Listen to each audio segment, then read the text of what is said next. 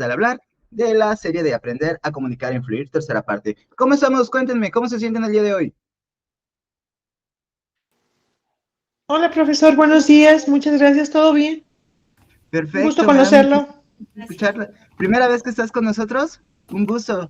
Bienvenida, Raquel. Eh, gracias. No, solo que la semana pasada no pude entrar con usted porque mi clase de mi materia empieza a las 10 y las sesiones con ustedes son de 9 a 11 o de 11 a 1. Entonces tenía que decidir o mi clase o ustedes. Entonces, como era la primera semana de mi clase, pues decidí entrar a la clase. Pero ahorita, aunque sea una hora, pero sí quiero estar, aunque no cuente como para diploma o para reconocimiento, pero por lo menos poder aprender o adquirir algún conocimiento es muy bueno. Bueno, excelente, Raquel. Bienvenida. Espero que te sea de utilidad y encuentres algo productivo en esta sesión, que estoy seguro que sí será. Buenos días a todos los que me están saludando por chat. Un gusto verlos. Bueno, vamos a continuar con las reglas de la sesión. Como siempre, para que esta sesión sea más efectiva, cámaras encendidas, micrófonos apagados, atención plena y concentración, además de respeto y una actitud positiva, siempre las hemos tenido. Es solamente parte del protocolo. Ahora sí, dicho esto, vamos con nuestra compañera Jesús. Te escuchamos antes de empezar con el video. Buenos días, profe. Disculpe de antemano, no le quito mucho tiempo. Yo nunca he podido o nunca he entendido cómo sacar un diploma. He estado en múltiples sesiones desde que inició la carrera. Eh, la verdad, no he tenido la oportunidad. ¿Eso me afecta, profe? Bueno, son dos preguntas. Pregunta rápida, ¿te afecta? No, no te afecta. Pero si ya has entrado a tus sesiones de habilidades blandas, pues deberías de acceder a tu certificación. ¿Cómo se accede? Entras las 3 semanas seguidas a tu certificación. Generalmente van de acuerdo a tu materia. Es decir, esta es la semana 2 de tu certificación. Debiste de haber entrado a la semana 1, semana 2, semana 3 de la misma certificación, es decir, habilidades blandas.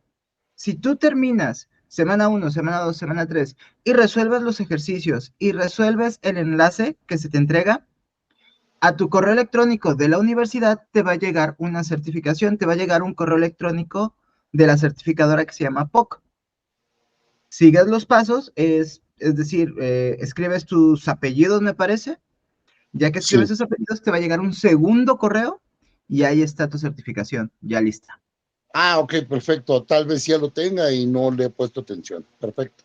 Quizá, Gracias. esperemos que sí, León. Bueno, ahora Gracias. sí, por nada es un gusto solucionar estas dudas, sobre todo porque son muy vinculadas en nuestra sesión.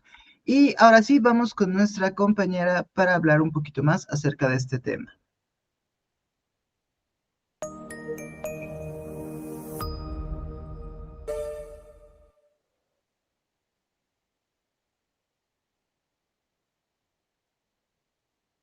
Hola, mi nombre es Maya.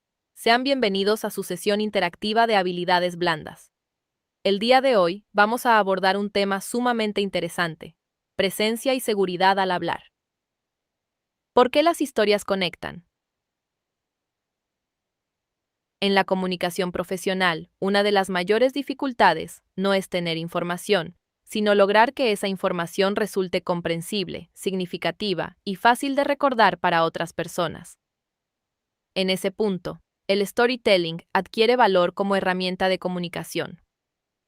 Su fuerza no radica en adornar un mensaje, sino en darle una forma que el receptor pueda seguir con interés y comprender con mayor facilidad. Una historia ordena, contextualiza y humaniza la información, por eso conecta mejor que una sucesión de datos aislados. Las historias funcionan porque el pensamiento humano suele comprender mejor aquello que tiene secuencia y sentido. Cuando una persona recibe únicamente conceptos sueltos, cifras, instrucciones o ideas abstractas, necesita hacer un esfuerzo extra para relacionarlos entre sí. En cambio, cuando esos elementos aparecen dentro de una situación concreta, la mente identifica más rápido el problema, el desarrollo y el resultado. La historia actúa como un hilo conductor que permite seguir la lógica del mensaje sin perderse en explicaciones fragmentadas. Además de facilitar comprensión, una historia favorece la recordación. En muchos contextos académicos o laborales, el problema no es que la audiencia no escuche, sino que olvida rápidamente lo que se le dijo. Esto sucede porque la información presentada de manera plana suele mezclarse con muchas otras ideas similares. Por el contrario, una historia introduce imágenes mentales, acciones, decisiones y consecuencias. Esos componentes hacen que el mensaje deje una huella más clara. No necesariamente se recuerda cada palabra, pero sí se conserva la esencia de lo comunicado. Otro aspecto importante es que las historias ayudan a traducir lo abstracto en algo concreto. En entornos profesionales se habla con frecuencia de liderazgo, compromiso, innovación, trabajo en equipo, adaptación o servicio, pero esos conceptos pueden sonar lejanos si se presentan solo como definiciones. Una historia breve permite mostrar cómo se ve realmente uno de esos conceptos en acción. Así, el mensaje deja de ser una idea general y se vuelve una experiencia observable. Esto es especialmente útil cuando se busca enseñar, convencer o compartir aprendizajes. También conviene entender que una historia no necesita ser larga ni dramática para ser efectiva. En realidad, en la comunicación profesional suele funcionar mejor la historia breve, enfocada y con propósito. Puede tratarse de un caso real, una experiencia cotidiana, una anécdota de trabajo, una situación observada en un proyecto o un ejemplo hipotético verosímil. Lo importante es que ayude a iluminar una idea concreta. Cuando la historia se usa bien, no distrae del mensaje principal, sino que lo vuelve más accesible. Para que esto ocurra, la historia debe responder a una intención. No se trata de contar algo interesante por sí mismo, sino de preguntarse: ¿qué quiero que la audiencia entienda gracias a este ejemplo? Esa pregunta evita caer en relatos largos, poco claros o innecesarios. Una historia útil en contextos profesionales suele incluir 4 elementos básicos: un contexto reconocible, una situación que plantea un reto, una respuesta o decisión, y un desenlace que deja una conclusión. Esta secuencia sencilla permite comunicar con orden sin perder naturalidad. El storytelling también fortalece la dimensión humana de la comunicación. En muchos espacios formales, los mensajes se vuelven excesivamente técnicos o impersonales. Aunque el contenido sea correcto, puede sentirse distante. La historia introduce cercanía porque muestra situaciones vividas o posibles, con decisiones, errores, aprendizajes y resultados. Esto no resta seriedad. Al contrario, ayuda a que las ideas se entiendan desde la realidad y no solo desde la teoría. Las historias conectan porque convierten la información en una experiencia inteligible. Ayudan a comprender mejor, facilitan la memoria, vuelven concretos los conceptos y aportan sentido al mensaje. Para estudiantes y profesionales, aprender a utilizar este recurso significa mejorar su capacidad para explicar, enseñar, persuadir y compartir ideas de una manera más clara y relevante. El storytelling no es un complemento decorativo, sino una forma estratégica de organizar el contenido para que realmente llegue a otros. Para complementar este primer bloque, veremos el siguiente video, donde se explica por qué contar historias es una herramienta poderosa para conectar con otros, dar sentido a un mensaje y hacerlo más memorable. Este recurso refuerza la importancia del storytelling como una forma efectiva de comunicar ideas en distintos contextos. Hola. Bueno, hoy quiero contarles acerca de la importancia de contar historias. Si bien mi hija de 5 años, Violeta, le encanta que le lea cuentos antes de quedarse dormida, lo que más le gusta es que le invente historias. Y suelo comenzar con: había una vez una niña que vivía en un bosque. No, me dice ella. Mejor que sea una ardilla. Así que parto de nuevo. Había una vez una ardilla que se llamaba Carolina, que vivía en un bosque. No, mejor que se llame Florcita Rosita. Y así termino contando cuentos como el de una ardilla que se llama Florcita Rosita, que es rescatada por un gigantesco lobo que se llama Colmillo, que hace más de 100 años duerme en el interior de una montaña. En ese momento, mientras guío su imaginación, cautivando su curiosidad, un relato nos une. Con las historias que compartimos, ella tiene las herramientas para descubrir el mundo que nos rodea y a nosotros mismos, pero también para sentir miedo de una manera segura, sabiendo que todo va a terminar bien, porque si no, nadie duerme en la casa. Ella aprende ahí tradiciones, cultura, dilemas morales, pero también la importancia del absurdo y de reírse de uno mismo, para no tomarse tan en serio. Cuando yo era chico, no tenía una pandilla en el barrio, y como mis padres trabajaban todo el día, la tele era mi mejor amiga. Me encantaba ver tele. Veía hasta las barras de ajuste esperando a que comenzara la programación. Pero lo que más amaba de la televisión era la cantidad de historias que ahí podía encontrar. Las veía todas sin discriminar, desde El hombre con visión de rayos X hasta ET, desde Willy Wonka hasta un remake del Mago de Oz interpretado por puros actores afroamericanos. La original la vi años más tarde pensando que era un remake, el mejor remake que se había hecho en la historia. También cuando podía, veía las películas de la Franja Nocturna. Y muchas veces esas historias me dejaban desvelado o simplemente no las podía comprender. Igual las veía solo cuando podía, porque en mi casa eran muy estrictos con los horarios. Entonces mi mamá me solía decir, ya Daniel, son las 8 a acostarse. Y le decía, pero mamá, si todavía es de día, ya, sin alegar, a la cama y apaga la luz. No es la luz, mamá, es el sol. Podríamos decir que las historias existen casi del mismo momento que empezó a existir el lenguaje, satisfaciendo la necesidad humana de expresar su experiencia con un relato. Y también estas funcionaban como un aglutinante que reforzaba los lazos de la comunidad, conectando el presente con el pasado y el futuro. Hoy en día las historias siguen siendo muy importantes y parte intrínseca de nuestra cultura y la sociedad. Están en el cine, en los libros, en la radio, en los medios, en la arquitectura, en la moda, en la religión. Donde quiera que veamos, ahí están, definiendo nuestros valores, nuestros prejuicios, nuestros sueños, nuestros odios y también determinando toda faceta de nuestra vida. Igual, podríamos pensar que tras tantos siglos de contar historias, ya no hay nada nuevo que contar, ¿cierto? Y estaríamos en lo correcto. Como dijo Ronald Tobías, todas las tramas del mundo podrían resumirse en solo 20 tramas maestras. Y Joseph Campbell habla del mito del héroe, que está presente en muchísimas historias y leyendas populares,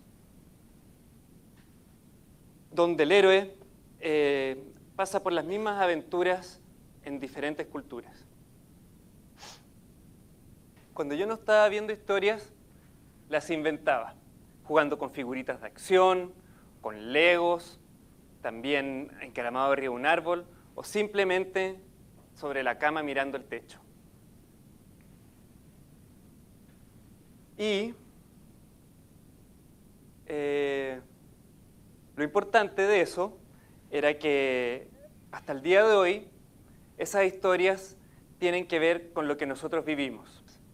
En ese sentido, no hace falta que hayamos estado en la cárcel o que seamos un neurocirujano que hace un trasplante de cerebro o que seamos una esponja con pantalones cuadrados que vive bajo el mar para escribir esas historias. Lo que sí tenemos que hacer es ser totalmente honestos con nosotros mismos y exponernos tal cual somos para así trasladar eso a nuestras historias. Solo así nuestras historias pueden ser auténticas. Cuando les damos nuestras obsesiones positivas o negativas, nuestros miedos y nuestros sueños, les otorgamos una parte de nosotros. No es tan fácil como suena, ya que para hacerlo dejamos nuestras vulnerabilidades a la vista, nos desnudamos. Y así quedan frente a frente con las personas que las pueden criticar y hacer comentarios descarnados al respecto. Pero también ese es el costo para contar historias. Para darle vida a una historia tenemos que darle una parte de nosotros mismos. Así que yo los invito a atreverse para buscar esas historias en su interior, Si no son buenos contándolas o escribiéndolas, también pueden cantarlas, o actuarlas, o pintarlas. Y si se sienten bloqueados, pueden partir con las clásicas palabras: había una vez. Muchas gracias.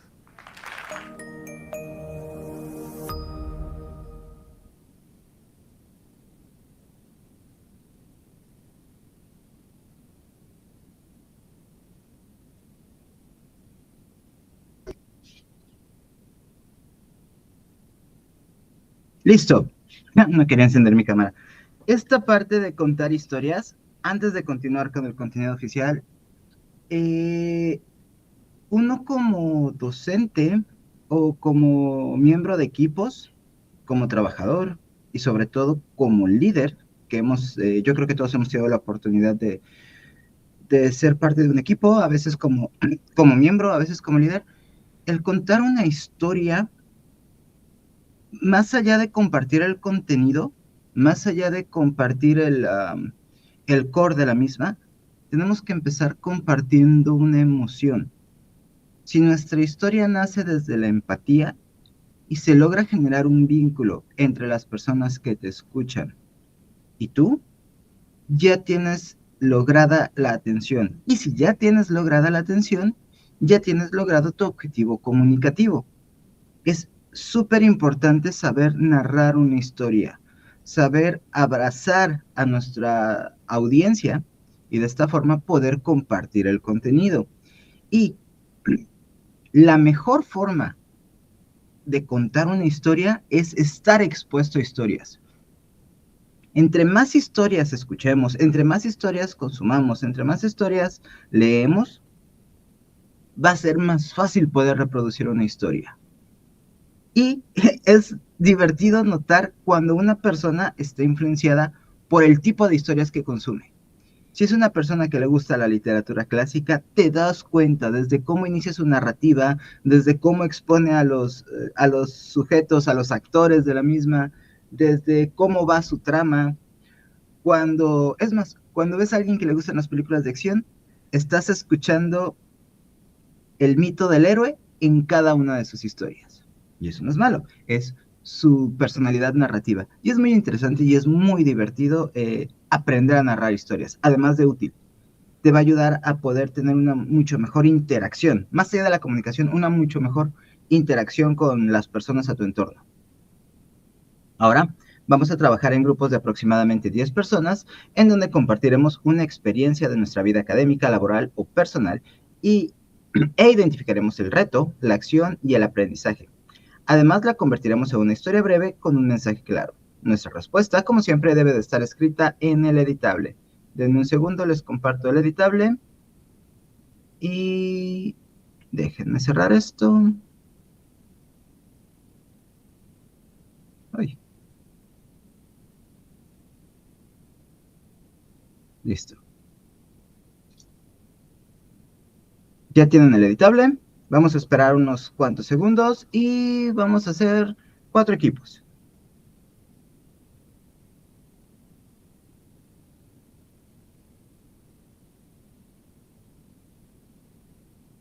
Yo creo que ya tenemos todo el editable. Perfecto, ya nos vamos. Mucho éxito.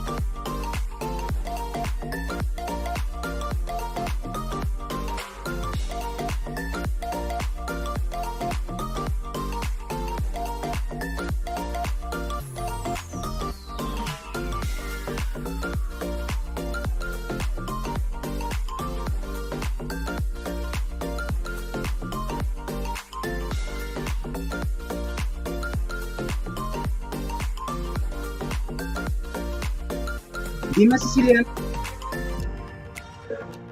Profe, me sacó de la primera sesión, estaba en el equipo 1, la primera vez me sacó y ahorita me sacó de la sesión.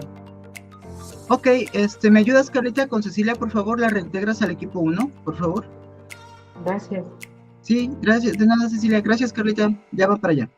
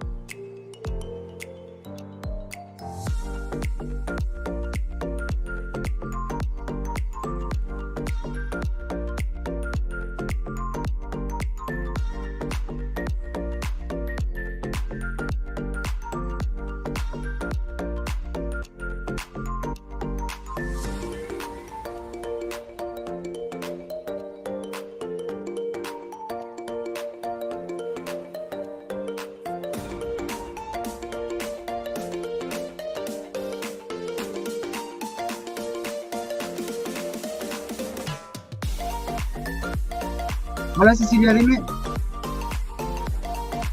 Profesor, nuevamente, profesor, disculpa. En el equipo 1, el archivo, la presentación se puede ver, pero no se puede editar. ¿Nos pueden ayudar?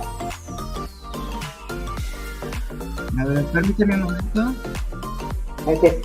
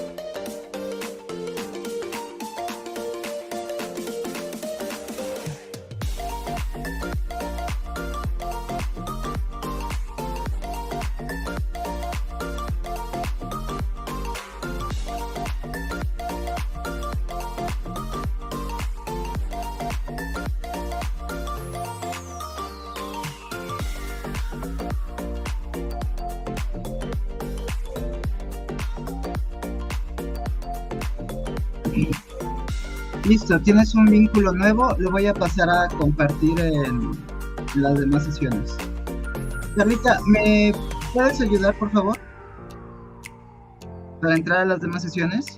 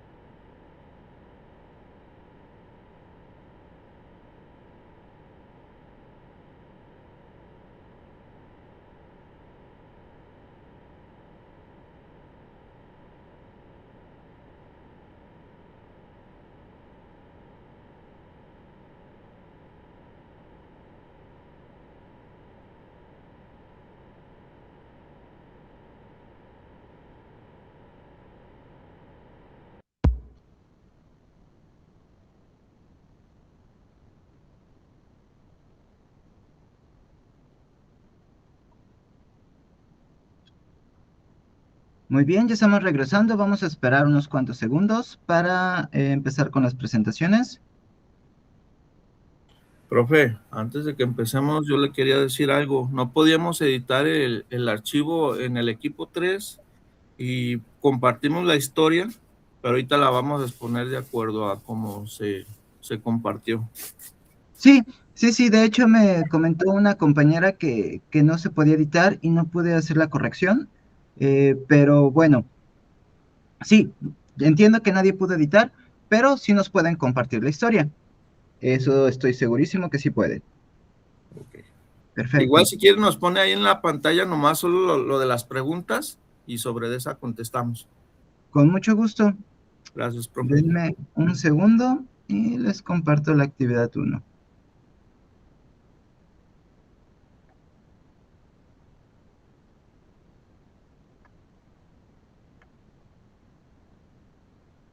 Muy bien, ya estamos. Equipo 1, por favor.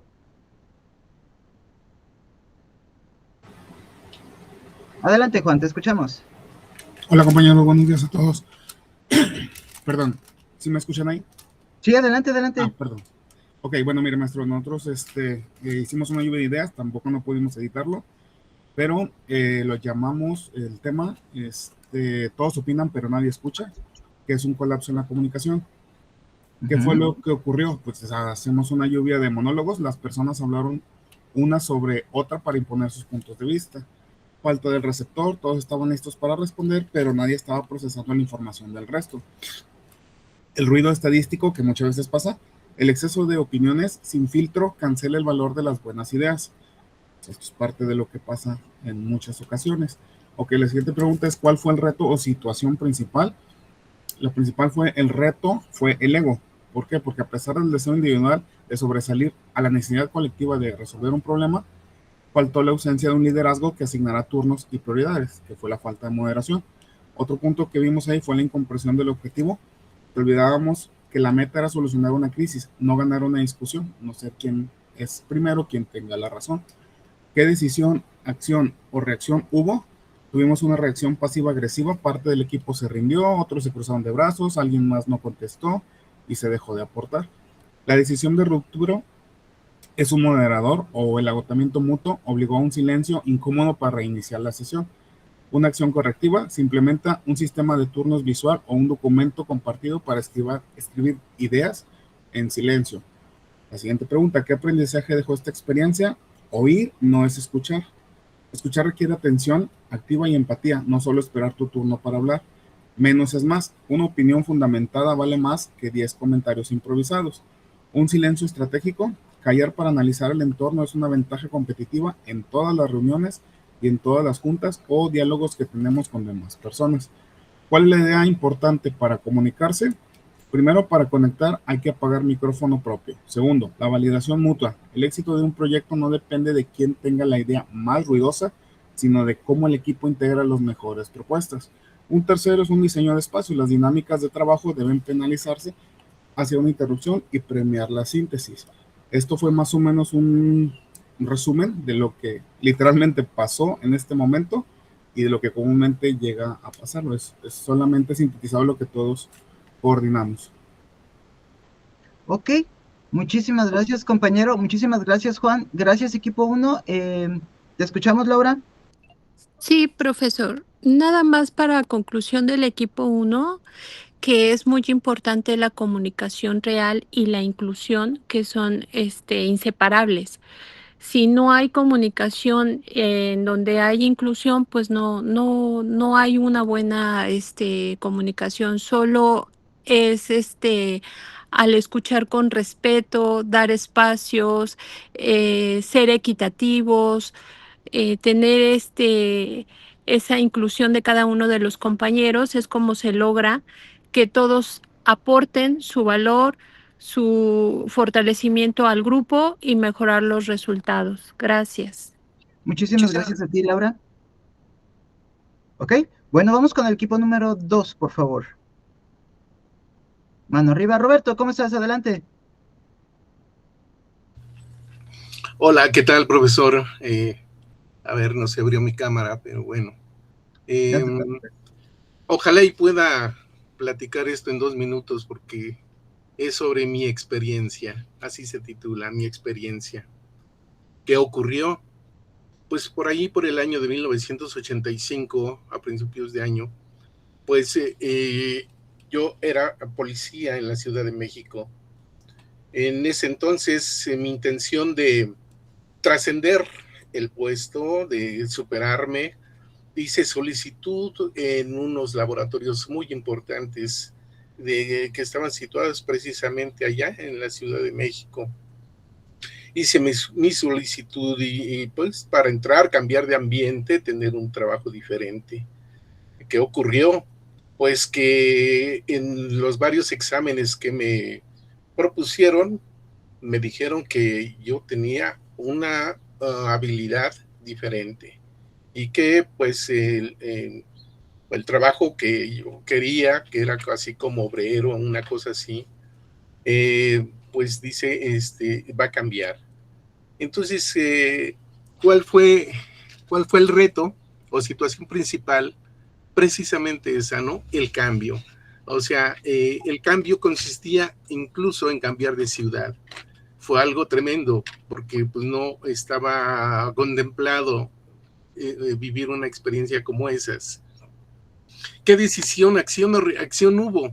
Bueno, pues primera, pues sí, así como que para asimilarlo me costó trabajo. Sin embargo, dije que sí, y mi decisión fue esa.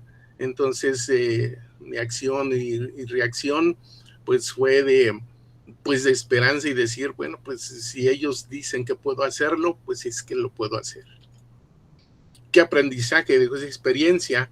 Bueno, realmente cuando llegué al lugar de mi trabajo, pues aprendí muchísimas cosas, ¿no? Pero casi son muy, muy fuertes y muy excitantes porque realmente llegué y pues estaba una oficina, 2 escritorios, un escritorio era para mi asistente y uno para mí. Y eso fue impactante porque yo jamás me imaginé estar detrás de un escritorio, pues teniendo una responsabilidad en una empresa tan fuerte, en donde se manejaban miles de millones de pesos y yo incluso iba a ser el administrador de todo eso. Un simple policía, pues realmente no tenía una aspiración muy, muy grande. ¿Qué aprendizaje me dejó? Pues esa experiencia es que no vi menos a la gente que me rodeaba. Tenía un velador, ese velador no sabía leer ni escribir. Curiosamente, pues me dediqué a enseñarle a leer y escribir. Estaba un chofer que me ayudaba bastante y que en una ocasión, ya pasado un tiempo, y habiendo mucha confianza, me dijo, yo quiero aprender lo que tú haces en la computadora. Y lo enseñé a facturar y aprendió a facturar. Yo en lugar de sentir envidia o algo, dije, pues quiere aprender lo que yo hago o me quiere quitar el trabajo. No, jamás pensé en una cosa de esas. Incluso me ayudó y me apoyó bastantísimo en todas las labores que hacía, porque cuando se me juntaba el trabajo, él me auxiliaba. ¿Qué idea importante podría comunicarse a partir de esta historia? Pues de que realmente todos tenemos capacidades, pero que de alguna manera tenemos que descubrirlas o a veces otros las descubren por nosotros. Pero cuando se presenta la oportunidad, tenemos que tomar una decisión, porque las decisiones se presentan solo una vez. Y realmente me enseñó a valorar muchas situaciones, aunque para refinarme me costó mucho trabajo, porque pues sí, en cierto momento pues uno se siente un poco ufano, sobre todo cuando recibí premios a nivel nacional reconociéndome como el mejor empleado del año, y pues eso es emocionante. Pero creo que todos no debemos de vernos menos. Todos tenemos capacidades y todos podemos lograr nuestras metas. Completamente de acuerdo, Roberto, y me gustó muchísimo esa forma en la que ¿pensaste o tuviste que tomar la decisión entre apoyar a alguien sin el miedo de me va a quitar mi puesto, está aspirando a lo que yo tengo? Porque muchas veces uno cree que alguien tenga algo significa que nos lo va a quitar, y no. Alguien puede tener algo, alguien puede aspirar a las cosas que nosotros tenemos, pero no para quitárnosla, sino para mejorar su calidad de vida. No significa que mejorar la calidad de vida de alguien más signifique que va en detrimento de la nuestra. Al contrario, si esta persona es competente, se nota que tú eres capaz de formar personas competentes y tu posición va a cambiar. Muy buen trabajo, Roberto. Muchísimas gracias por tu historia. Gracias, equipo 2. Vamos con el equipo número 3. Buenos días, mi nombre es Edgar Ricardo, soy del equipo número 3 y pues a mí, igual que al anterior grupo, me toca exponer mi historia debido a problemas de comunicación para el editable. Entonces, aquí en la experiencia, pues yo comentaba que tuve un problema de acoso laboral, en el cual pues me ocurrieron ciertas anomalías en un trabajo y fue muy recurrente los problemas, que el reto principal de la situación fue que yo caí enfermo por el hostigamiento laboral. Caí en depresión, fui aislado de la empresa y pues me salió mucho desgaste, tanto físico como mental. La decisión y la acción que tomé fue haber trabajado en mí, haber trabajado en mi salud mental, haber trabajado en mi salud propia, y la decisión que se tomó fue salir del entorno tóxico en el cual yo trabajaba y empezar a trabajar sobre mi persona, ¿sí? El aprendizaje que yo tuve en esa experiencia tan negativa fue que mis debilidades no son más fuertes que mis habilidades. Entonces empecé a estudiar, empecé a tomar decisiones, empecé a tomar mucha compañía por parte de psicólogos, por parte de compañeros, por parte de amigos. Tomé la decisión de estudiar las leyes laborales, las leyes de seguridad industrial, leyes de seguridad patrimonial, derechos humanos, recursos humanos, y pues fui sobresaliendo sobre cómo poder ayudar a las personas que viven la misma situación que yo viví, y que hay muchas personas que por miedo de enfrentar a ciertas ambigüedades de las empresas, pues no tienen los recursos ni tienen la autoestima elevada como para sobresalir, ¿sí?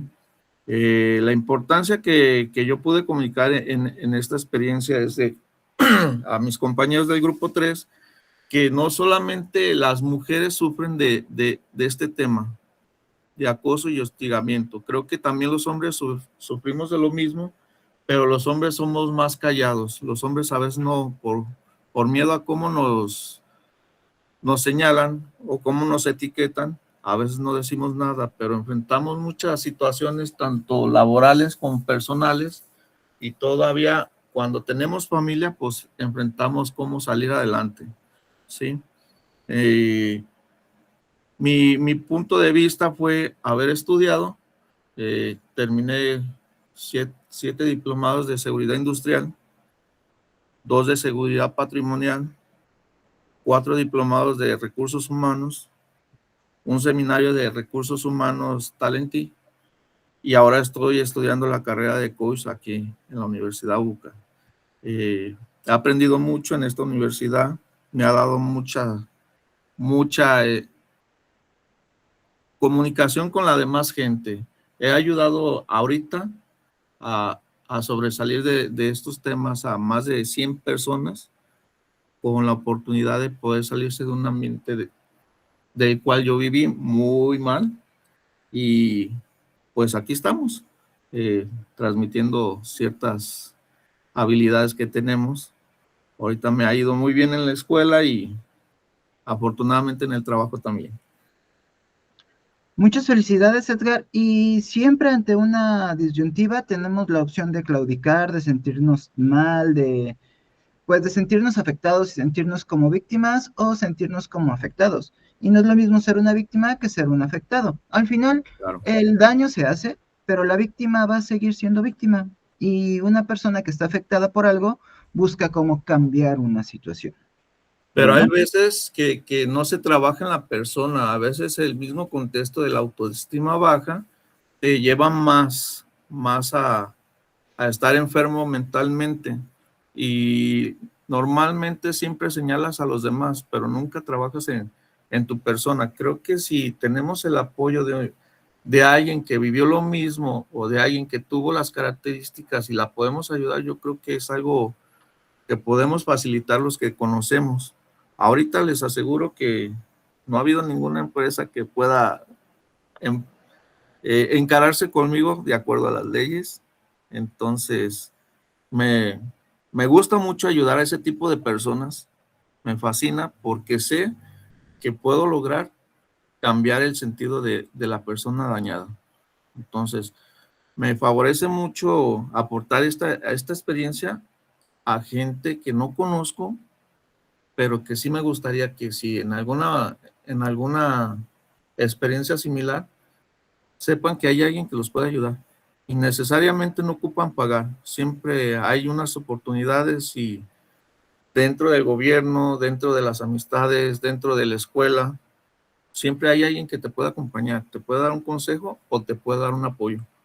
No se queden callados, nunca se queden callados.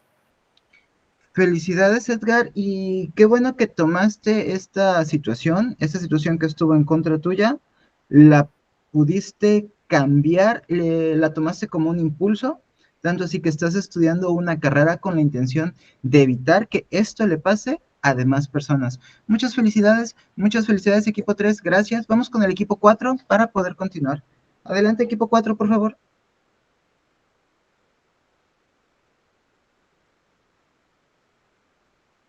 Equipo 4 a la una. Bueno, sí, nosotros también Ahora tuvimos sí. un poquito de problema al hacerlo, pero la historia es de un compañero. Él nos contaba que estaba estudiando ingeniería industrial y tuvo que ir a un equipo nuevo donde talaban árboles y todo eso. Entonces, lo que ocurrió fue que cuando él llegó al lugar, pues las personas lo vieron como que qué está haciendo él aquí, si no es como que de la misma profesión, o sea, lo vieron en un estatus más alto. Pero él, fue el reto que tuvo entonces fue que pudiera encajar en ellos, tener la confianza de ellos, integrarse y al final pudo hacerlo y superó las expectativas de sus compañeros. Entonces la decisión que tomó fue también poder integrarse a ellos, aunque sufrió físicamente. Nos comentaba de que terminó quemado, terminó con físicamente terminó agotado, se sintió paliado, pero ahí el aprendizaje que él tuvo fue que completamente como profesional y como familia uno no tiene que ver a los demás como menos, y sentirse que puede hacer las cosas o sea, fue un reto también para él físicamente hacerlo, pero logró hacerlo. Y tuvo profesionalmente amistades y también se sintió en familia con ellos, que dice que estuvo ahí 3 años y que logró hasta una buena amistad, porque de ahora dice que ahora ya tiene ellos ahí compañeros que son hasta sus compadres, que tiene varios ahijados dentro de esa amistad que logró ayer ahí. Y entonces la idea principal de su aprendizaje es no pensar que uno es más que otro, pero también, también tener esa garra de poder enfrentarse a nuevos retos y decir yo puedo. Y creo que con el aprendizaje que él tiene de eso, creo que en ciertas situaciones en la vida también nos pasa de que vemos cosas muy lejos o a cosas en las que son nuevas y por ser nuevas pensamos que no podemos hacerlas. Pero si nosotros tomamos la decisión de seguir y que todo nos sume, es ahí donde encontramos entonces la gran satisfacción que como él encontró familia también ahí, o sea, esa familia que uno se encuentra en la vida no de sangre. Y creo que eso es algo muy bonito que él nos compartió. Muchísimas gracias, Celia. Gracias, equipo 4. Muy bonitos. Me ha gustado mucho esta participación en equipo. Todos los equipos han participado, han compartido historias desde una perspectiva personal, desde una perspectiva íntima, y el hecho de hacer este tipo de narrativas nos ayuda a atrapar la atención de nuestro interlocutor porque va más allá de la atención, toca la emotividad, y la emotividad siempre va a ganar a la lógica. En el 90% de los casos, las emociones son más fuertes que nuestro pensar. Bueno, vamos al siguiente video para continuar con nuestra sesión. Adelante.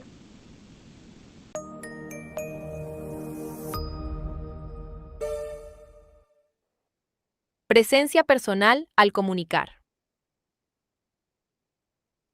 Una intervención oral efectiva rara vez ocurre por accidente. Detrás de una participación clara, entendible y convincente suele haber una decisión previa: organizar el mensaje antes de expresarlo. En la práctica, la presencia se percibe en la postura, la voz, la atención, la expresión facial, la energía con la que se participa y la manera en que una persona ocupa el espacio, ya sea físico o virtual. Por eso, dos personas pueden decir algo similar y generar efectos muy distintos. Con frecuencia se piensa que la presencia es una cualidad innata, casi exclusiva de quienes tienen una personalidad extrovertida o muy carismática. Sin embargo, en realidad se trata de una habilidad que puede desarrollarse. Tener presencia no significa impresionar ni dominar la conversación. Significa proyectar estabilidad, enfoque y autenticidad al hablar. Una persona tranquila, seria o reservada también puede tener una presencia fuerte si comunica con orden, mira con atención, cuida su voz y demuestra convicción en lo que expresa. Uno de los primeros componentes de la presencia es la autogestión.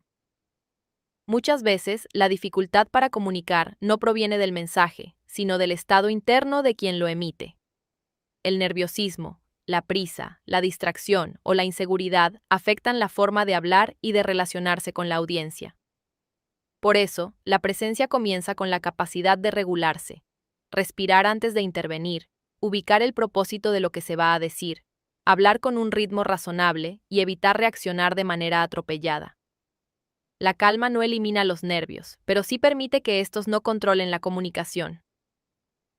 El segundo componente es el lenguaje corporal. El cuerpo ofrece información constante sobre la disposición de una persona. Una postura demasiado cerrada puede transmitir tensión o distancia. Una postura abierta y firme suele comunicar seguridad y disponibilidad. No se trata de exagerar movimientos ni de seguir fórmulas rígidas, sino de reconocer que la expresión corporal acompaña el mensaje. La orientación del torso, el movimiento de las manos, la forma de sentarse o de permanecer frente a cámara, e incluso pequeños gestos faciales, influyen en la percepción que los demás construyen. La voz también cumple un papel decisivo. A través de ella no solo se transmiten palabras, sino intención, energía y nivel de seguridad. Hablar demasiado rápido puede reflejar ansiedad o impedir que la audiencia procese las ideas. Hacerlo con escaso volumen puede restar fuerza al mensaje. Mantener siempre el mismo tono puede volver la intervención monótona. Una voz bien utilizada alterna ritmo, hace pausas, marca énfasis y facilita que el contenido respire. No se busca actuar, sino utilizar la voz como apoyo para que las ideas tengan mejor recepción. Otro elemento central de la presencia es la atención hacia la audiencia. Una persona comunica mejor cuando no está encerrada en su propio discurso, sino consciente de cómo está siendo recibido. Esto implica observar reacciones, adaptar el lenguaje, detectar si hace falta explicar mejor una idea y mostrar interés genuino por quienes escuchan. La presencia no consiste en colocarse al centro, sino en estar realmente disponible para el intercambio. Esa disponibilidad crea cercanía y mejora la calidad de la interacción. En contextos digitales, la presencia requiere ajustes específicos. En una videollamada, aspectos como la iluminación, el encuadre, el contacto visual con la cámara, la gestión de silencios y la eliminación de distractores se vuelven especialmente importantes. La pantalla reduce parte del lenguaje corporal, por lo que la voz, la mirada y la concentración adquieren mayor peso. Comunicar con presencia en línea implica ser intencional en detalles que muchas veces se subestiman. La presencia personal no es un adorno de la comunicación, sino una condición que influye en cómo el mensaje es recibido. Implica manejarse con equilibrio, utilizar el cuerpo y la voz de manera consciente y atender a la audiencia con autenticidad. Desarrollarla fortalece la seguridad al hablar, mejora la percepción profesional y permite que las ideas no solo se expresen, sino que se sostengan con mayor solidez en cualquier contexto.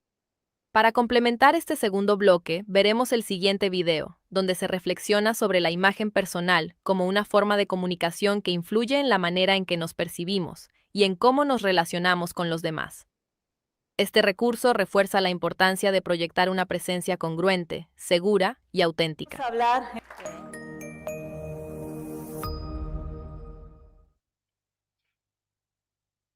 Listo, regresamos. Este video fue controversial cuando se propuso porque estoy muy de acuerdo en el hecho de aceptarse uno mismo, en el hecho de que somos únicos. Sin embargo, no estoy tan de acuerdo en la parte de no tenemos que preocuparnos tanto por nuestras apariencias o por mejorar o por hacer ciertos cambios que a veces son necesarios. Por ejemplo, a mí muchas veces no me gusta estar vestido de camisa de manga larga, menos en Acapulco porque estamos a 36, 37 grados, pero son exigencias de la universidad. Entiendo que mi trabajo es verme presentable en cámara. Entonces, aquí son cosas que tengo que hacer y yo buscaré cómo arreglar mis condiciones, mi entorno, para adaptarme al trabajo que me están solicitando. Y esto sucede en muchos lugares donde se nos exige un dress code, se nos exige cierto tipo de corte de cabello, cierto tipo de ropa, cierto tipo de situaciones. Y no es que vayan en contra de nuestra individualidad o nuestra personalidad, es la imagen corporativa que se pide. Entonces, aquí ya ni siquiera es una situación de juicio.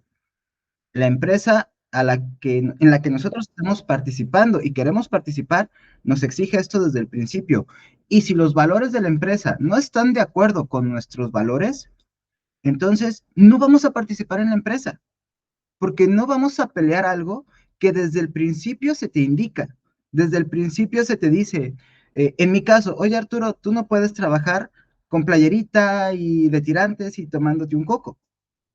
No puedes trabajar con los cabellos por ningún lado, necesitas seguir estas normas de imagen. Fuera de la universidad no se mete conmigo por cómo visto. Si les ando moviendo la panza a las personas en el muelle aquí en Acapulco, es problema mío. Pero dentro de mis horas laborales se me requiere cierta imagen, cierta calidad de luz y demás.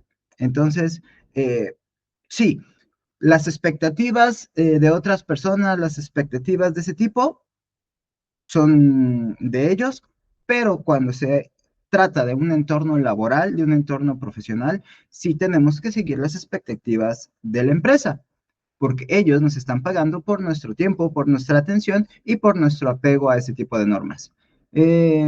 Mercedes, ¿te escuchamos? ¿Qué tal, profe? ¿Cómo está? Marian Rojas Estapé decía en uno de sus libros y una de las conferencias que escuché que tiene mucho que ver con lo que acaba de decir la mentora, pero lo puedo aplicar con una compañera de trabajo. Esa compañera no se arreglaba, ella totalmente distinta, totalmente opacada, y ella tenía un problema de depresión, comenzó a tratarse psicológicamente, y ella cambió total, hasta su manera de apariencia. Cuando ella comenzó a cambiar ella misma, se reflejaba en lo que ella se vestía. Entonces, no se maquillaba tanto, solamente la presencia las cejas, nada más con irse a depilarse las cejas, ella iluminaba. Colocarse solamente el uniforme y la cara bien lavada y las cejas, o sea, es que era como si estuviera maquillada, pero no. Entonces, yo no sé si de repente eso fue lo que quiso decir la persona, pero yo lo veo de esa manera y lo veo porque lo vi dentro de mi ámbito laboral. Sí, y también hay situaciones que nos cambian. Esta persona estaba mucho hablando de las influencias externas, de las opiniones de otras personas y de otras, de cumplir expectativas ajenas y no de las propias. Y también uno pasa por procesos de tristeza, de depresión, de situaciones incómodas y pueden ser, lo mencionó por horas oscuras, pueden ser desde horas hasta años. Y sí, las pasamos. Y sí, está bien que no carguemos con las expectativas ajenas. Completamente de acuerdo. Simplemente que vivimos en un entorno, en una sociedad. Y si vamos a pedir un trabajo, si vamos a solicitar o vamos a entrar a un entorno profesional, tenemos que apegarnos a esas reglas. Celia, ¿te escuchamos? Muchas gracias, profesor. Sí, yo complementando lo que usted decía, porque yo en mi trabajo la mayoría del tiempo tengo que vestir de negro. Y Ujú. entonces a veces es como que incómodo cuando hay demasiado calor o pero sí tenemos que cubrir, digamos, cierto código de vestimenta según el protocolo en el que estamos. Entonces, siento que si uno quiere avanzar, no es que uno cambie su personalidad por otra, pero sí es muy importante que uno siga esas instrucciones, porque es la forma en la que nosotros queremos lograr nuestras metas, es como un paso A, ¿verdad? Entonces sí, también estoy de acuerdo con usted de que si tenemos que cumplir ciertos códigos de vestimenta que también nos ayudan a madurar, siento, profesionalmente, porque no todos cumplen con eso. Por lo menos donde yo estoy trabajando hay personas que llegan con tenis blancos de repente y entonces, aunque vayan de negro y está el tenis blanco, es como que ya no se ve bien, ya no se ve profesional. Entonces, sí siento como que alguna parte de nosotros dice, ay, pero miren cómo vino. Entonces, sí es como que también nos ayuda a eso profesionalmente. Gracias. Sí, es parte de, cuando nos ponen un dress code, hay que tomar en cuenta que parte del sueldo que ganamos nosotros es por cumplir hasta el dress code. No, el sueldo que me pagan como profesor no solamente es por dar una clase. El sueldo que me pagan como profesor es por por seguir la normativa de la universidad del principio al final. Y es el dress code y es el cómo debo de llegar a mis sesiones. Y para llegar a mis sesiones, por ejemplo, tengo que seguir un protocolo desde el viernes. O sea, ni de broma, y menos ahorita a mis 43 años, me iría de fiesta un viernes en la noche. Jamás, no podría. Tengo sesiones de 9 de la mañana a 1 de la tarde, a veces hasta las 4 de la tarde. No podría estar desvelado. Tengo que estar en la cama a las 11 de la noche a más tardar y quizá dormirme a las 12 si me quedo viendo mi teléfono, si pongo una película o demás. Pero es parte de mi compromiso, parte de mi profesionalismo. Y a partir de ahí, vamos a seguir. Bueno, ok, ahora vamos a trabajar en grupos de aproximadamente 10 personas en donde reflexionaremos sobre situaciones reales en las que hayamos tenido que comunicarnos frente a otras personas e identificaremos qué acciones fortalecen o debilitan la presencia personal. La presencia personal al comunicar. Esta respuesta debe estar escrita en el archivo editable. Ya les compartí el editable. Vamos a irnos a 3 equipos únicamente. Y listo. En cuanto Carlita pueda, nos vamos al ejercicio. Vámonos, 3 equipos. Listo. Gracias, Carlita.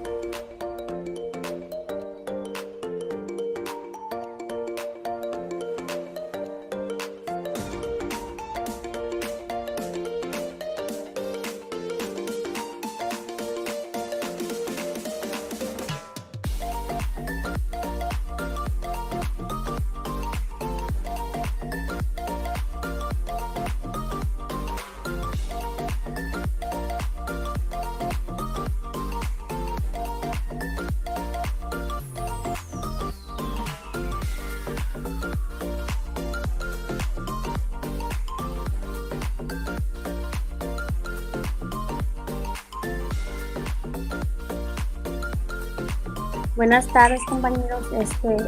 Puedo dar un ejemplo, pero no sé quién quiera escribirlo, porque yo estoy por un teléfono. Sandra, saliste de la sesión separada. Perdón. No te preocupes, no te preocupes. Yo me quedé así de... Sí, adelante, te escuchamos, pero mejor en tu sesión. Perdón. No te preocupes, Sandra. Carlita, ¿me apoyas con Sandra, por favor? Te vamos a volver a mandar el enlace.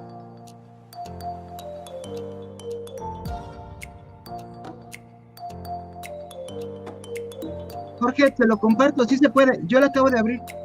Yo te lo prometo que la acabo de abrir, Jorge. También con Jorge te puedes ayudar en esta espacio. De hecho, lo tengo abierto.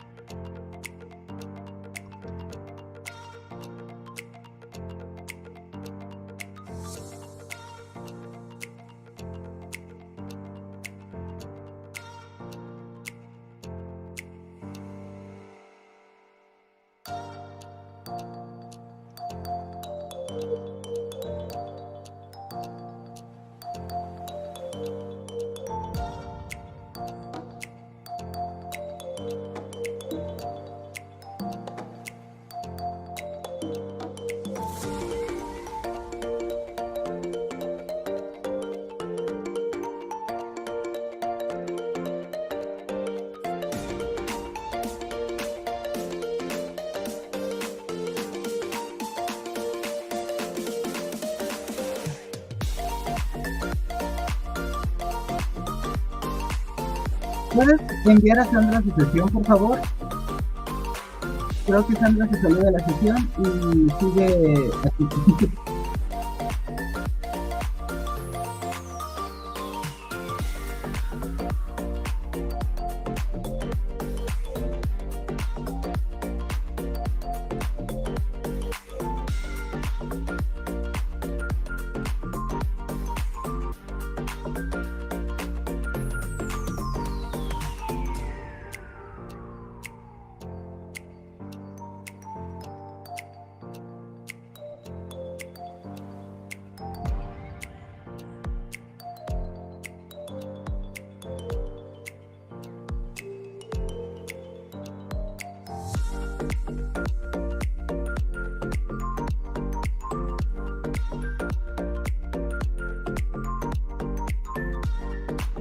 sé si estoy.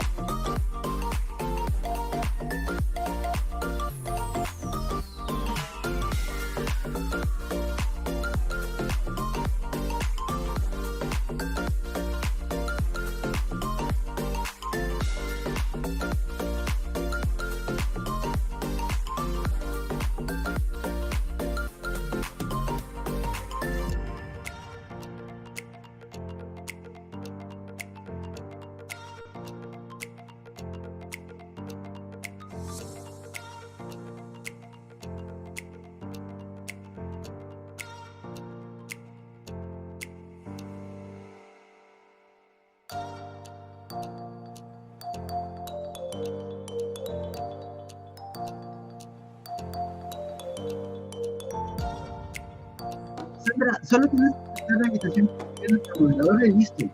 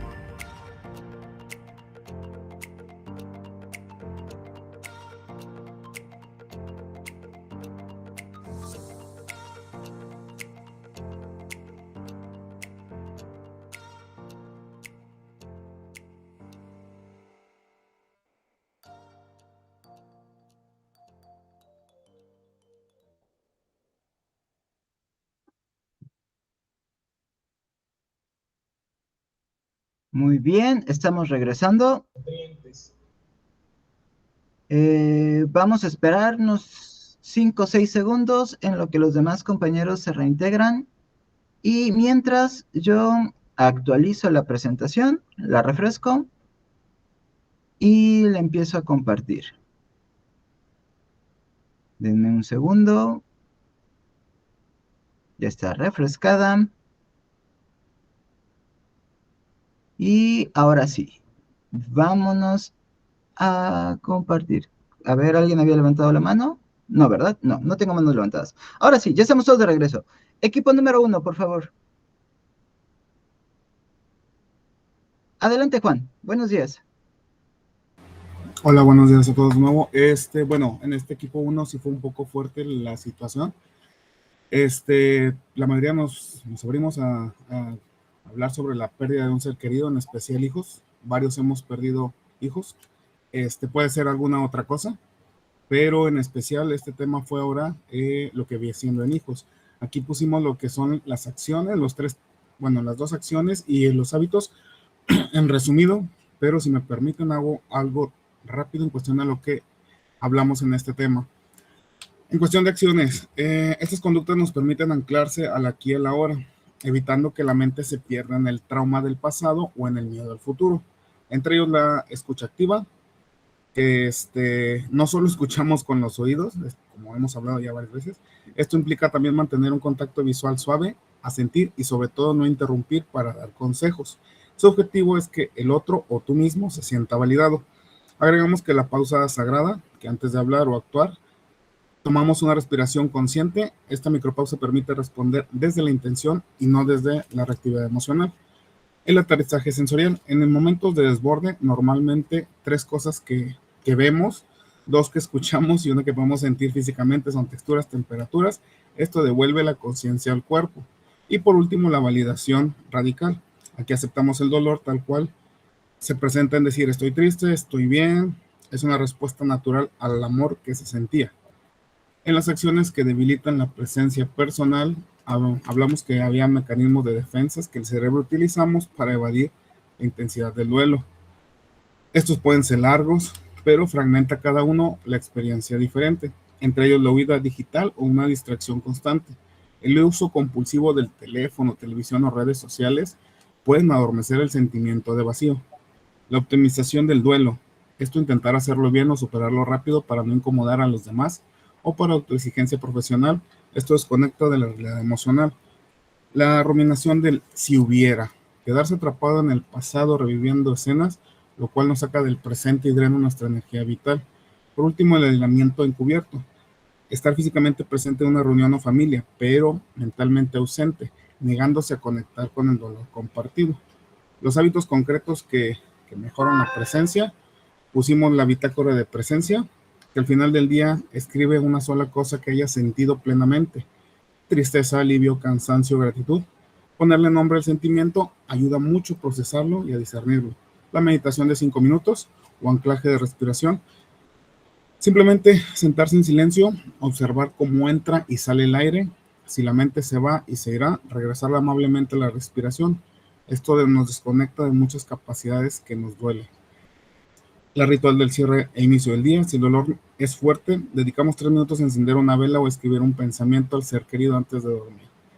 Y la conversación sin pantallas. Establece el hábito de que cuando hables con alguien de tu pérdida o la de ellos, el teléfono debe estar en otra habitación. La mirada es una herramienta más poderosa de lo que es la presencia. Aquí en resumido, porque ya 2 personas de ahí del grupo pues son tanatólogos y también incluyen lo que son estas acciones. Algunos estamos estudiando psicología, pero esto es lo que más apegado a la situación que hemos presentado de la pérdida de un ser querido. Muchísimas gracias, Juan. Muchísimas gracias, equipo 1. Me gustó mucho cómo entregaron la información, cómo entregaron no solamente las respuestas, sino ejercicios, entregaron soluciones más allá de lo solicitado. Excelente.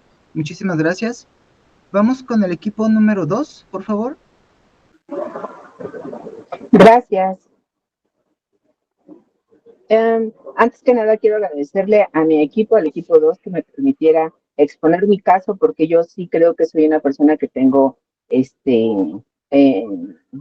algunas áreas de oportunidad en cuanto a la comunicación. Bueno, el caso que nosotros analizamos fue un caso laboral, donde una situación que me sucedió a mí en esta semana en la parte laboral. Bueno, me fui de vacaciones y, bueno, yo manejo toda la parte de lo que son las finanzas dentro de un centro operativo. Entonces, me fui de vacaciones y todo el equipo estaba muy confiado en que yo siempre tengo el control de las cosas y que, por supuesto, que si yo llevo la parte financiera, yo trato de respaldar todo lo que tenga que ver con el tema de las finanzas. Siempre tengo un escaneo, siempre tengo un documento a la mano para poder presentar resultados o por si me piden algún dato. Me voy de vacaciones y entonces se les cae el mundo, no saben qué hacer, no encontraban las cosas. Entonces, ahí me empecé a dar cuenta que pues el equipo depende muchas de las cosas que yo hago, cuando también considero que ellos deben de tener también su propio respaldo, y para todo pues me marcaban. Estaba yo de vacaciones y todo el mundo me empezó a marcar porque llegó, no encontraban los documentos. Cuando regreso de vacaciones, se reúne todo el equipo y entonces me empiezan a contar todo lo que pasó, y entonces puntualmente yo ahí en ese sentido, considero que las acciones que tomé fue tener una escucha activa, poner atención a cada uno de lo que estaban diciendo. Muy bien lo dijo un compañero, es guardar silencio y prestar atención plena sin interrumpir, ni pensar lo que va a responder, ¿no? También traté de ser asertiva, también traté de escucharlos, cuáles eran sus argumentos por los cuales ellos no habían tenido el respaldo al momento que auditoría se los estaba solicitando. Entonces, ¿para qué los escuché activamente? Pues para poder dar soluciones. Entonces yo le comentaba a mi compañera gestora del efectivo, le decía, ¿sabes qué? Si no tienes la información, los comprobantes de depósito de todo lo que de la venta de la semana pasada, pues lánzate a corporativo, porque esa información ya la mandó el auxiliar que estuvo aquí cubriendo esta posición, y recupera esas imágenes, vente para acá y aquí se integra el archivo. También el gerente de esta sucursal no es mi jefe directo son personas que están en el corporativo, y entonces también le comenté cómo es posible que no, tú como gerente que eres responsable, porque no se metieron unos documentos que deberían demandarse para que nos reembolsaran ese dinero. Entonces me decía que porque el gerente no tiene la información, y entonces yo le dije, bueno, es que antes de irme yo te mandé el arqueo a tu correo personal para que tuvieras el formato de el arqueo. ¿Qué podemos hacer en la siguiente ocasión? Porque a veces va a haber ocasiones en que yo no puedo contestar porque estoy de vacaciones. Entonces siempre mi actitud fue de, ok, ya pasé todo esto, entiendo todo lo que está sucediendo, pero nosotros tenemos que volver a alinearnos para poder dar un mejor resultado. Entonces, creo que dentro de las acciones que yo alcanzo a ver en las acciones que debilitan mi comunicación, en primera, bueno, no hago suposiciones, tampoco con mis compañeros tengo actitudes defensivas o agresivas, porque no las necesito, no me suman y no nos van a llevar al resultado. Y elegí el momento oportuno en el momento que tenemos la reunión, yo no descalifiqué a nadie, simplemente a cada uno personalmente les di mis observaciones y les ponía un ejemplo, ¿no? Que a una compañera le dije, mira, Andy, yo siempre que tú me ves y yo te digo un proceso, tú me dices sí, sí, sí, y cuando tú me dices sí, sí, sí, yo entiendo que tú estás teniendo clara la información. Si no tienes clara la información, Andy, dímela en el momento, y entonces la ponemos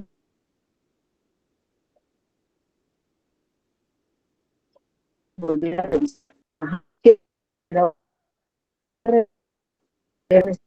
Aquí, para que tú no Cecilia, se te está cortando mucho. Tus últimos 10 segundos se te están cortando. Y bueno, vamos a parar aquí la participación, Cecilia, porque necesitamos todavía pasar al siguiente video y falta un equipo. Muchísimas gracias, equipo 2. Equipo 3, por favor. Sí, a nosotros nos tocó una situación, platicamos, una entrevista de trabajo. Entonces, acciones que fortalecen la presencia personal, pues no es ver a la persona que te va a entrevistar cuando eres hombre o eres mujer, estarla viendo así que se te cae la baba, viéndole las pechugas, que está guapo, que está eso. Entonces, no, es una vista directa y formal, de forma educada, es escuchar activamente, responder con seguridad, nadie te va correteando, vestir adecuadamente como se había comentado en esta sesión.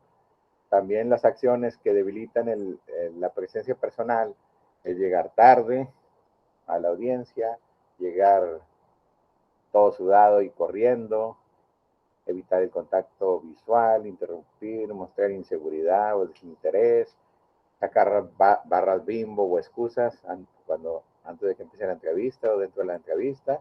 Y los hábitos concretos para mejor sería preparar las respuestas, hacerlo en un espejo, con toda tranquilidad, grabarte para oírte cómo estás, si estás serio, estás alterado, investigar sobre la empresa, tener los datos sobre la vacante, qué vas a hacer, cómo lo vas a hacer, practicar tu lenguaje corporal, que sea positivo, que no sea con brazos cruzados, que estés moviendo las piernas, que te estés parando, que te estés cerrando, que estés mordiéndote las uñas, que estés estresado.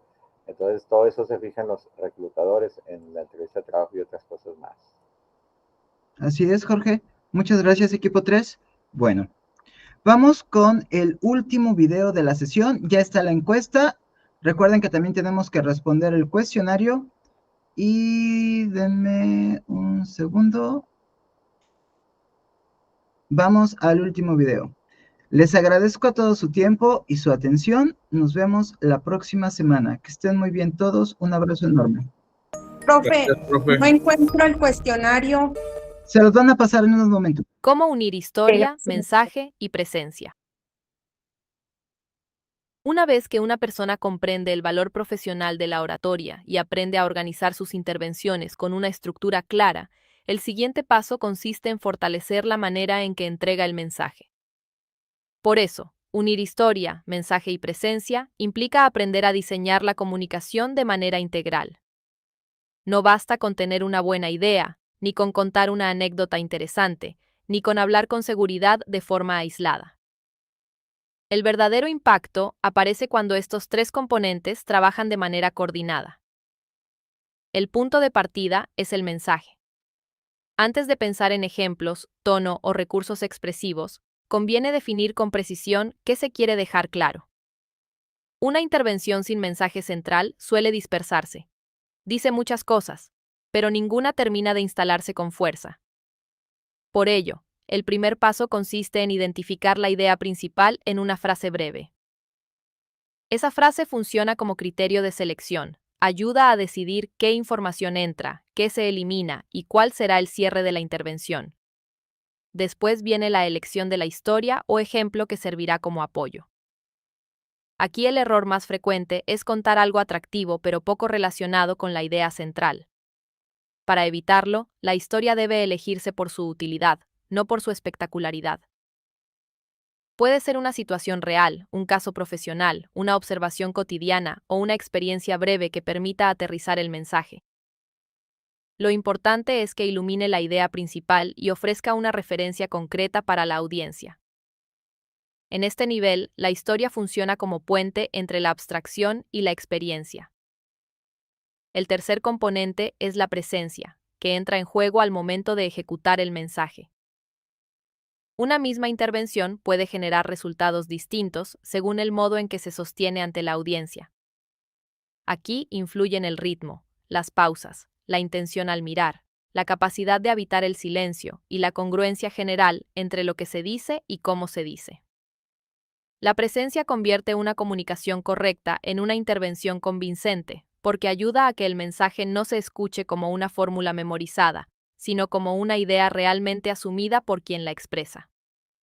Para integrar estos tres elementos de forma práctica, resulta útil trabajar con una secuencia simple de preparación. Primero, se define el objetivo: informar, persuadir, sensibilizar, explicar o proponer. Después, se redacta la idea central en una frase. Luego, se selecciona una historia breve que permita ilustrarla. Más tarde, se ordenan 3 momentos: apertura, desarrollo y cierre. Finalmente, se ensaya la entrega considerando voz, pausas, postura y tono. Este proceso evita improvisaciones desordenadas y ayuda a comunicar con mayor intención. También es importante cuidar las transiciones entre una parte y otra. En muchas intervenciones, el problema no está en los elementos por separado, sino en la falta de articulación entre ellos. La audiencia necesita entender por qué se cuenta esa historia y qué relación tiene con la idea central. Frases como, esto muestra que, lo relevante aquí es, o, por eso, en el trabajo diario, ayudan a enlazar el relato con el mensaje. Esa conexión explícita fortalece la comprensión y evita que el ejemplo quede aislado. En contextos profesionales, esta integración puede aplicarse en múltiples situaciones: presentar una propuesta, dar retroalimentación, participar en una reunión, defender una idea en clase o explicar una decisión. En todos esos casos, la combinación de mensaje, historia y presencia vuelve la comunicación más estratégica. El mensaje orienta, la historia ilustra y la presencia sostiene. Juntos permiten que lo dicho no solo sea entendido, sino también valorado y recordado. En conclusión, unir historia, mensaje y presencia significa pasar de comunicar por partes a comunicar con diseño. Es una habilidad que exige intención, selección y práctica, pero ofrece una ventaja clara: permite expresar ideas de forma más sólida, humana y persuasiva. Cuando estos 3 componentes se alinean, la comunicación gana estructura, profundidad y fuerza, y se convierte en una herramienta real de influencia profesional. Antes de despedirnos, quiero recordarles que, para obtener su certificación de TCU en habilidades blandas, deberán completar con éxito la evaluación correspondiente y registrar su asistencia al término de estas 3 sesiones. Estos pasos son fundamentales para validar su participación y acreditar correctamente este bloque de formación. Una vez que obtengan su certificación, les recomendamos agregarla a su perfil de LinkedIn para fortalecer su presencia digital y proyectarse como candidatos más atractivos en el ámbito profesional. En el siguiente video les mostraremos cómo hacerlo. Hasta la próxima. Certificaciones de habilidades blandas y habilidades de inteligencia artificial aplicada. Al concluir tu bloque de habilidades blandas o habilidades de inteligencia artificial aplicada, obtendrás un certificado por parte de la Universidad UCA. En tu correo institucional recibirás un correo con el asunto: Universidad UCA te ha otorgado una credencial. Da clic en Aceptar credencial. Enseguida recibirás un nuevo correo electrónico con el asunto credencial POC disponible. Da clic en Ver credencial. Para validar tu certificado, ingresa tus apellidos. Y listo. Ahora puedes descargarlo en PDF o compartirlo directamente con quien desees. Puedes cargarlo a tu perfil de LinkedIn, dando clic en Agregar a mi perfil de LinkedIn. Recuerda llenar los datos que se te solicitan, como el nombre del certificado, la empresa emisora, Universidad UCA,